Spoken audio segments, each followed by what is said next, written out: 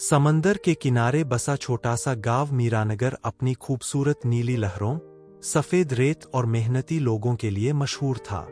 लेकिन इस गांव में एक इंसान ऐसा था जिसे देखकर लोग मेहनत और सच्चाई दोनों का मतलब समझते थे। रईस मछुआरा। रईस उम्र में ज्यादा नहीं था, लगभग 30-32 साल का, मगर चेहरे पर वक्त से पहले आई हुई थकान और आंखों में गहरी सच्चाई उसे औरों से अलग बनाती थी। गांव में लोग अक्सर कहते, अगर ईमानदारी का कोई चेहरा होता तो वो रईस जैसा होता।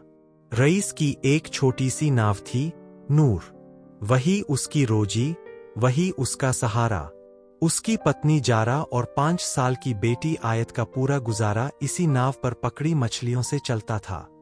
पिछले कुछ महीनों से मछलियां कम हो गई थीं। बड़े-बड़े ठेकेदारों ने बड़ी मशीनों वाली नावें खरीद ली थीं, जो दूर समुद्र तक जाकर जाल बिछातीं और ढेरों मछलियां उठा लातीं।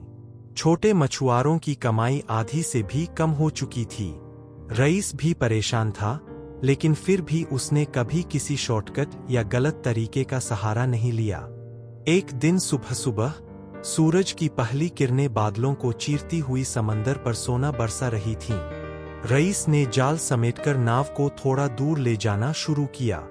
लहरें उस दिन कुछ ज्यादा ही शांत थीं, जैसे समंदर खुद कोई राज छुपा रहा हो।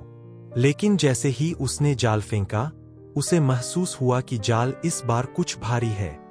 इतनी जल्दी? आज तो किस्मत मेहरबान लगती है, उसने खुद से कहा। जाल को खींचने में उसे उम्मीद से ज्यादा मेहनत लगी। जब आखिरकार जाल ऊपर आया, तो उसका दिल धड़क गया। जाल में मछलियों के साथ एक पुराना, बंद पड़ा लकड़ी का संदूक था। रईस ने संदूक को नाव पर चढ़ाया। उसकी लकड़ी काई से भरी हुई थी, जैसे कई सालों से पानी में डूबी हो। नाव वापस किनारे लाई और घर पहुंचकर उसने जारा को बुलाया। देखो जारा, आज समंदर ने कुछ अजीब दिया है। संदूक खोलने पर उन्हें अंदर मिला सोने के सिक्कों की 2 थैलियां, पुराने जमाने की एक मोहर और एक चिट्ठी जो पानी की वजह से आधी धुंधली हो चुकी थी। चिट्ठी पर बस इतना लिखा साफ नजर आ रहा था, यह खजाना उस व्यक्ति का है जो इसे खो चुका है। अगर किसी ईमानदार हाथों में पहुंचे तो वापस लौटा देना।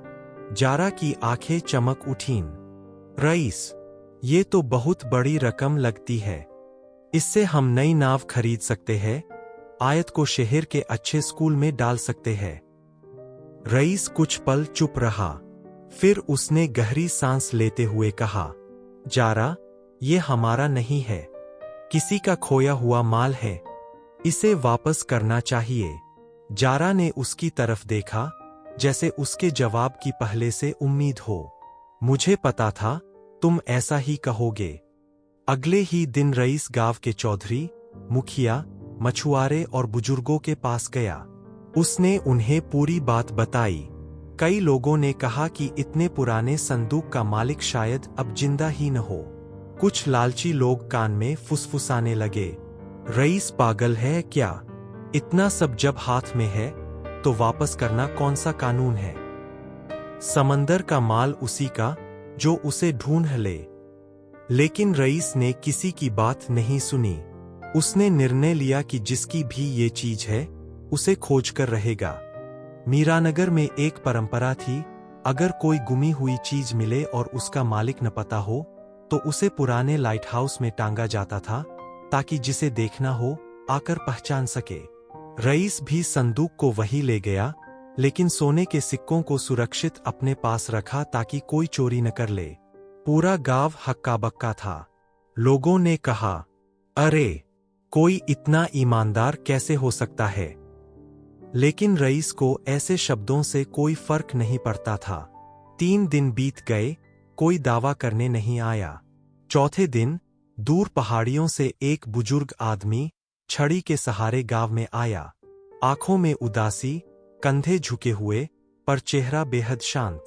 उसने लाइट हाउस के पास मौजूद संदूक को देखते ही अपने दोनों हाथ कांपते हुए चेहरे पर रख लिए। ये मेरा है, वो रो पड़ा। गांव वाले इकट्ठा हो गए। रईस तुरंत आगे आया और पूछा, बाबा, ये आपका कैसे? बुजुर्ग ने धीमी आवाज में बताया, मैं जवान था तब मैं भी नाव चलाया करता था। तूफान में मेरी नाव टूटी और ये संदूक समुद्र में डूब गया।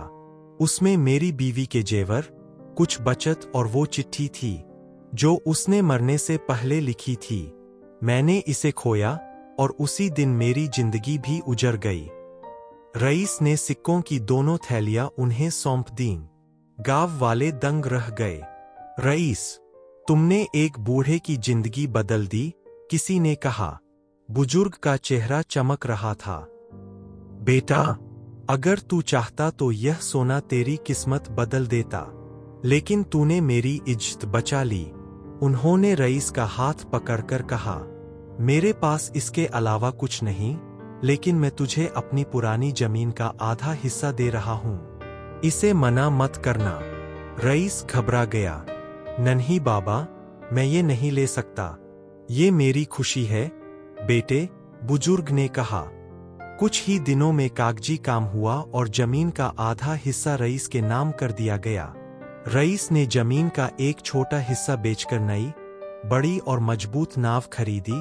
अब उसकी कमाई पहले से दोगुनी हो गई। आयत अच्छे स्कूल में पढ़ने लगी। जारा की आंखों में पहली बार चिंता की जगह सुकून दिखने लगा। गांव वाले जब भी उससे मिलते, कहते, ईमानदारी कभी फेल नहीं होती। रईस इसका सबसे बड़ा सबूत है। एक शाम रईस अपनी नई नाव की मरम्मत कर रहा था। उस समय वही बुजुर्ग बाबा फिर से आए। इस बार उनके चेहरे पर शांति थी। उन्होंने कहा, बेटा, समंदर बहुत गहरा है, पर इंसान का दिल उससे भी ज्यादा गहरा हो सकता है अगर उसमें ईमानदारी हो। रईस मुस्कुराया। बाबा, मैंने बस वही किया जो सही था।